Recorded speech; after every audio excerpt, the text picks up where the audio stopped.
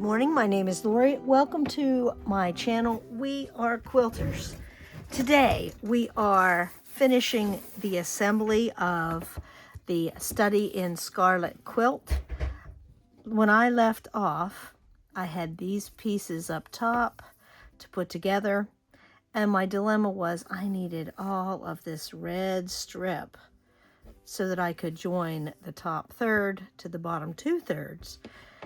So now I am to the point where I have a huge chunk of red fabric and I need to figure out how many red strips I need to cut for this strip, and I'm going to do the binding in that same red strip. So I might as well cut them all at the same time.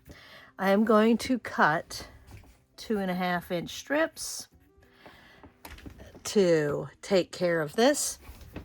And here I have my handy dandy calculator. Now I know that these are 4, these are 12. So I have 12, 12, 12 times 3. And I have 4 times 2. It's actually 12.5. Well, it'll be 12. Never mind. And 4 times 2. And then this is 1, 2, 3, 4. 6 times 4, and that takes care of the whole side. And then whatever I get there, I need to times it by 2. And along the bottom we have 6, 1, 2, 3, 4, 5, 6, 7, 8, 10 times 6 plus 8. So let's do a little math. 12 times 3 is 36, plus 8, plus 24, times 2, so I don't make any mistakes. I am going to use the calculator even though I don't really need to. So I end up with 68 times 2.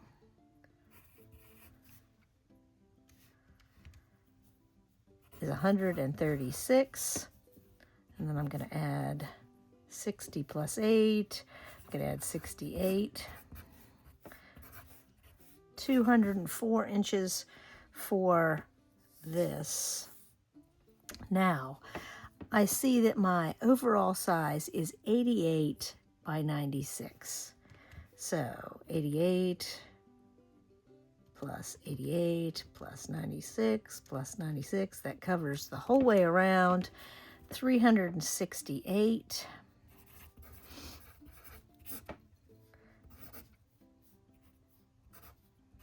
572 inches of 2.5 inch.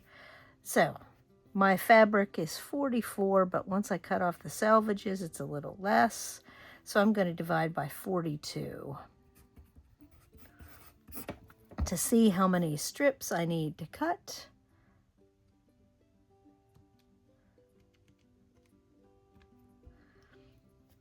And divide by 42. 13.6. So 14 strips is what I need to cut from my yardage. It works out about, in my head, I was figuring 10 for the whole way around for the binding.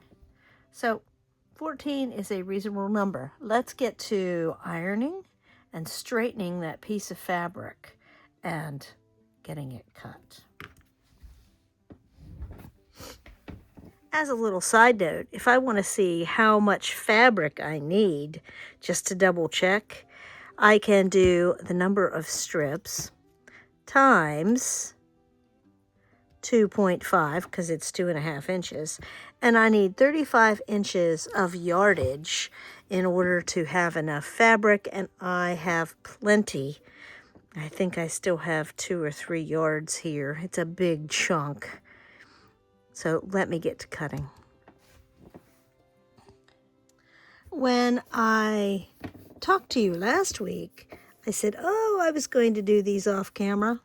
Well, I hit a wall and I was done for the day. So I need to assemble these.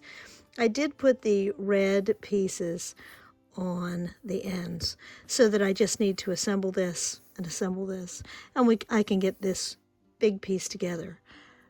Diana sent me a picture of her top third. It looks fantastic. I will share that with you on her top third with you on Friday. She is doing an excellent job.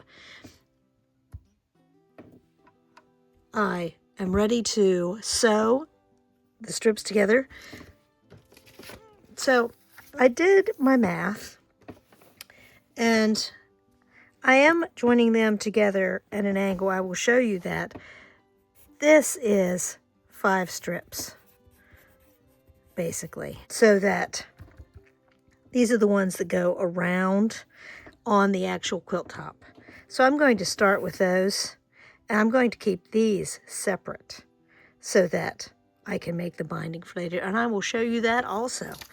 So let's get to sewing these strips together at an angle so it's less visible. I don't know that it really is, but I like to do it that way sometimes. To sew strips together, and I know that I have a very thin selvage edge, so I'm not going to lose a lot here. I like to put the selvage up, the selvage out. These are 2 separate strips, by the way, and I don't normally mark them, but I'm going to mark them just to show you a sew line. So I'm going to pop a pin in to keep it straight. And this top one, I am going to mark from where it's notched and where it's notched.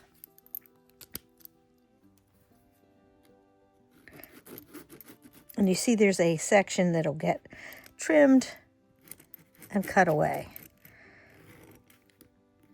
Normally, because I have this tape on my machine, I can start this in at the needle, and I can see this on the tape within like half an inch.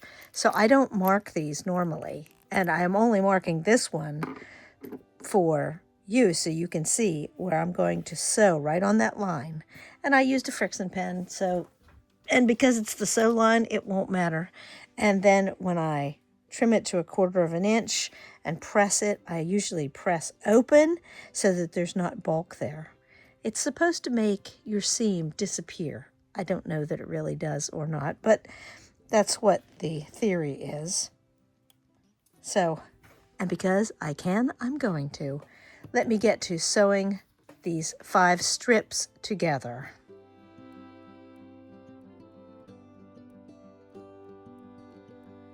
Now you can see I have this connected together mess, and I did add a couple small pieces in there that were laying around. So now, before I even cut it apart, and I use the scissors to approximate my 1/4 inch, you could use your ruler and your rotary cutter, and as I trim them, then I cut them apart. Wow, earthquake because of me bumping the camera. As I trim them, then I cut them apart, and I will take this to the iron, and we'll get some other sewing done. So I can add these to that bottom 2/3 of the quilt from last week.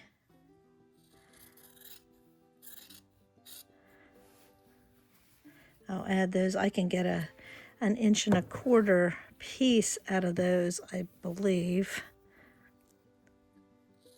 And if not, I can do something else with those little triangles when it comes to crumb piecing.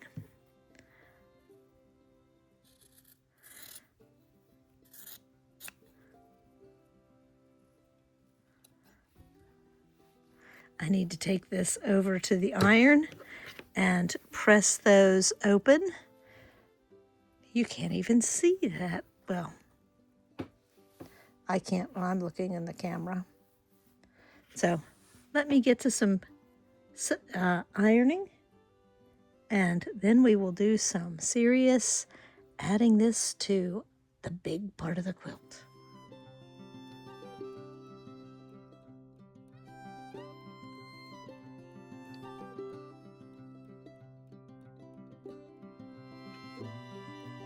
As you can see, I have a limited space here.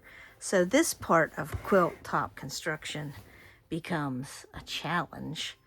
So I need to fluff the quilt and get things organized. My strips are out to the side, so I can just sew and sew and sew. So let me get this side on here. Double check and make sure there's the words. And let me get this on here for you.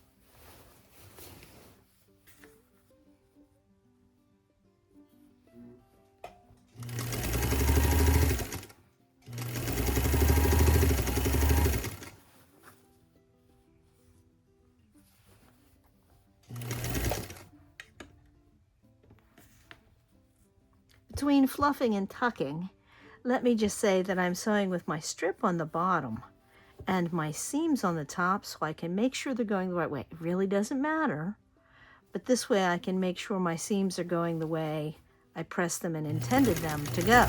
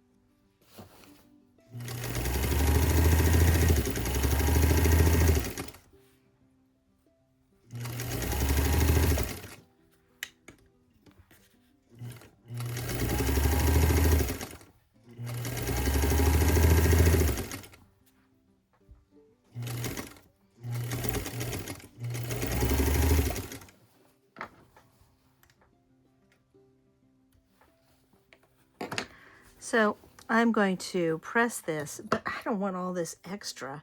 So because I gave myself some extra to begin with, I'm cutting it off right there. I'm laying this by the machine, and after I press it, I will trim it so it is nice and straight. And then we can start on the other sides. Here is the top right. Here is the top left. I'm loving these colors. Here is the top third. It's hanging sideways so that I didn't have to show you the thread wall too. This is where it turns into wrestling with an elephant with all the side panels and pieces and laying on the sewing table. And here it is all together. Sorry about the sunshine and shadows. It's a beautiful sunny day, but very bitterly cold. My rhododendron says it is less than 20, 15 to be exact. Thank you for watching. Have a great rest of your week. See you on Friday for Blabfest Friday. Lots to talk about.